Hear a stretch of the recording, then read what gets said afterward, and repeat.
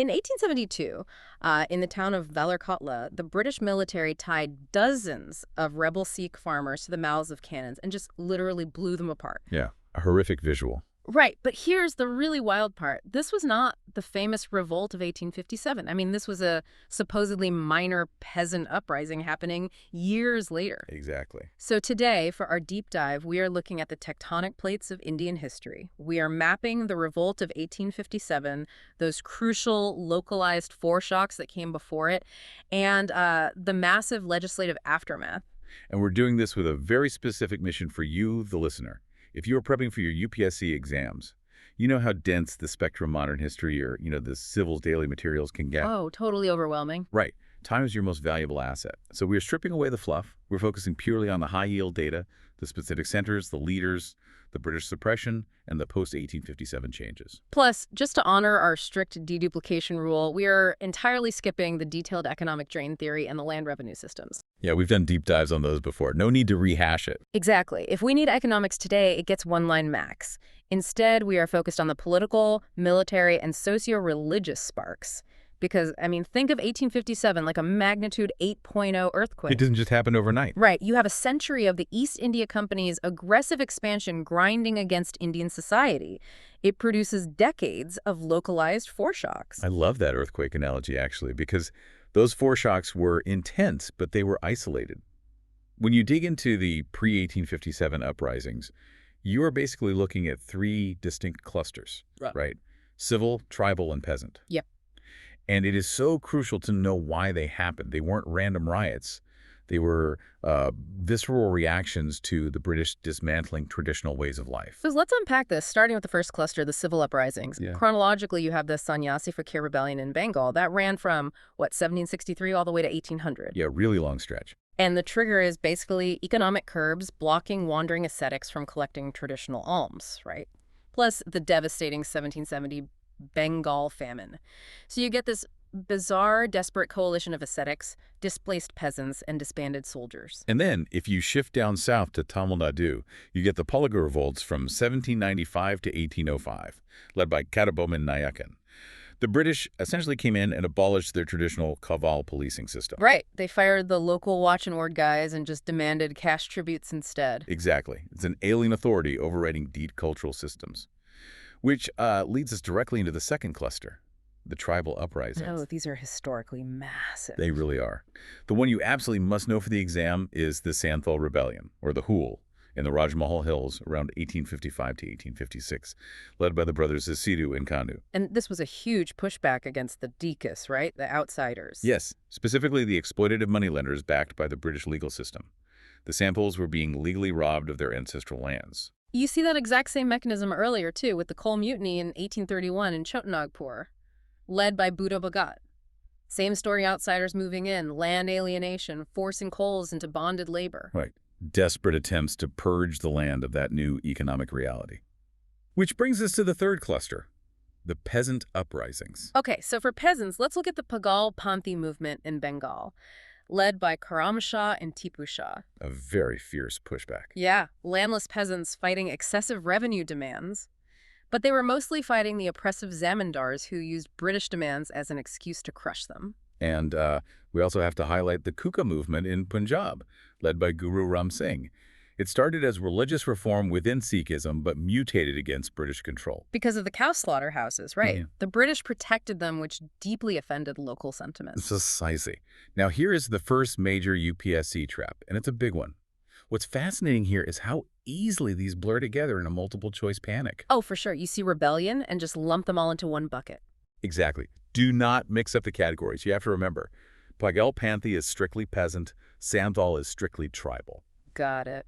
But, despite their ferocity, these early foreshocks were basically localized and restorative, right? Like backward looking. Oh, absolutely. They wanted the old social order back. They completely lacked a unified national vision. Which naturally leads us to why 1857 was the big one, the Great Spark. Let's look at the causes of 1857, sticking purely to non-economic Right, triggers. skipping the long-term ruin. Yeah, Politically, the absolute match in the powder keg was Dalhousie's doctrinal lapse. where they just annexed states if a ruler died without a biological heir, totally ignoring Hindu adoption traditions. Exactly. But the real breaking point, the one that fractured the military's loyalty, was the deeply resented annexation of Awadh in 1856. Right, because the Bengal army was heavily recruited from Awadh. Imagine serving the British, risking your life, and they just unseat your king and take your homeland. It was a profound betrayal. Which bleeds right into the military sparks.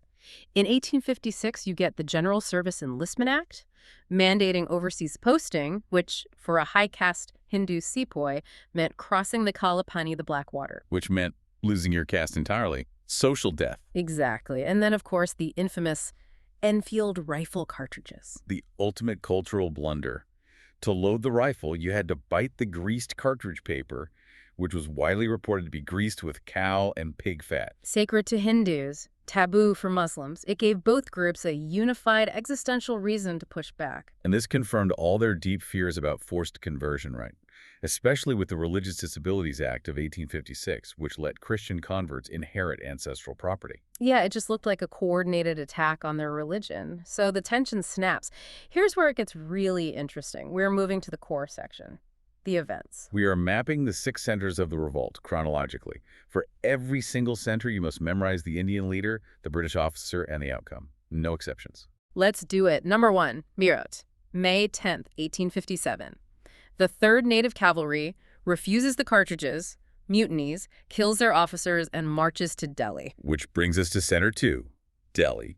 The mutineers arrive and demand Bahadur Shah Zafar, the nominal Mughal emperor, lead them. But the real command is under General Bat Khan. Correct. Now, for the British officers here, you need John Nicholson and Lieutenant Hudson. Hudson is the one who shot the princes. Yes. The outcome. British captured Delhi in September 1857. Zafar is exiled to Rangoon, and the princes are shot. Boom. Center 3, Kanpur. Leaders here are Nana Sahib and his commander, Tantia Tope. The British officers you need to map for Kanpur are Sir Hugh Wheeler. Who surrendered initially, right? Yeah, and then Sir Colin Campbell, who eventually recaptures it. The outcome is the infamous Sadachora Ghat incident. Nana Sahib is defeated, and he escapes to Nepal. Wow. Okay, Center 4, look now. Led by Begum Hazrat Mahal. The British side here is chaotic. Henry Lawrence is killed during the siege. Then you have Havelock and Outram. But finally, and this is key, it's Colin Campbell who recovers the city in March 1858 using Gorkha regiments. Right, so Colin Campbell is the guy for both Kanpur and Lucknow. Exactly. Keep that in mind. Center 5, Jhansi. Led by Rani Lakshmibai, and Tantia Tope joins her later. The British officer strictly for Jhansi is Sir Hugh Rose. And the outcome there is that the Rani dies on the battlefield in June 1858, and Gwalior is recaptured. Yep. Finally, Center 6, Bihar. Specifically, Ara and Jagdishpur. This is Kunwar Singh, the 70-year-old Zemindar who just ran circles around the British. He was brilliant. The British officers who eventually suppress it are William Taylor and Vincent Eyre. The revolt is suppressed, and Kunwar Singh dies of battle injuries. So that's the 6 centers. And let's just flag the huge exam mapping trap here. Oh, absolutely. Hugh Rose is strictly Jhansi. Colin Campbell is the key figure for both Kanpur and Lucknow. Examiners love to swap those two in the options. Right, they will try to trick you. Okay, so the British claw it all back. Let's briefly touch on the nature and failure of the revolt. Historians debate the nature constantly. British historians like John Seeley called it a mere sepoy mutiny, trying to minimize it. While V.D. Savarkar famously called it the First War of Independence. Exactly. But let's look at why it actually failed. We're sticking to high-yield keywords here. First, lack of unity. No forward-looking ideology, right? Just fighting a common enemy. Second, weak coordination, poor central leadership. Delhi couldn't coordinate with Jhansi. Third, limited participation. It was geographically limited to North and Central India, and the educated middle class remained totally aloof. Right, they didn't want to support feudal lords. And fourth, British superiority, better arms, and crucial support from loyal native allies like the Sikhs, Gurkhas, and Scindia. Which brings us to the aftermath. The British won, but the sheer terror of it forced them to completely rewire their administration. Yeah, if we connect this to the bigger picture, it's pure bureaucratic paranoia. We have 5 key acts and changes to lock down. Number 1, the Queen's Proclamation of November 1858. Read by Canning at Allahabad. Basically, no future annexations, respect for princely treaties, and strict religious non-interference. Number 2, The Government of India Act, 1858. The East India Company is entirely abolished. Done. Over. Yep. The Crown assumes direct rule via a Secretary of State, and the Governor-General becomes the Viceroy. Number 3. Administrative and army changes. They implement a strict divide and rule policy. They tighten the European to Indian ratio drastically. 1-2 in Bengal, 1-3 in Madras and Bombay. And crucial artillery is placed exclusively in European hands. Makes sense from their paranoid perspective. Number 4. The Vernacular Press Act of 1878, enacted by Lytton strictly to suppress seditious native language newspapers. And number 5, the Arms Act of 1878, requiring Indians to acquire licenses for firearms, ensuring a disarmed populace. So what does this all mean? The British basically traded reckless expansion for highly militarized bureaucratic paranoia. Exactly. They built a cage of laws. All right, we are in the final stretch. This is our mandatory rapid revision, 60-second absolute drill to anchor this for your exam. Ready? Let's run it. Remember the formula. 3 pre-uprising types, 6 key centers, 4 reasons for failure, 5 aftermath points. 3 pre-uprisings: civil, tribal, peasant. 6 centers: Meerut, Delhi, Kanpur, Lucknow, Jhansi, Bihar. 4 failures: lack of unity, weak coordination, limited participation, British superiority. 5 aftermath points: Queen's Proclamation, Gowai Act, 1858, Army Restructuring, Vernacular Press Act, Arms Act. Perfect. And here are the 5 ultimate traps you must avoid. 1. Leader mismatch.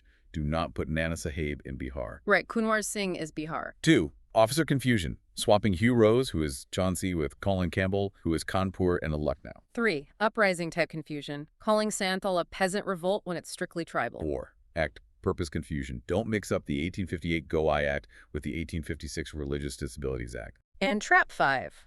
Assuming all Indians fought the British, you have to remember the loyalist princes and the aloof middle class. Exactly. And that raises an important question to leave you with. A historical paradox. Oh, I like these. If the great anti-British revolt of 1857 was ultimately suppressed by an army largely made up of Indian soldiers, Sikhs, Gurkhas, Madras regiments, loyal to the British, what does that actually tell us about the existence of an Indian nation at that exact moment in history? Wow, yeah, it really exposes the fault lines. Well, that is your high-yield payload for today. Good luck with your revision, and we'll catch you on the next deep dive.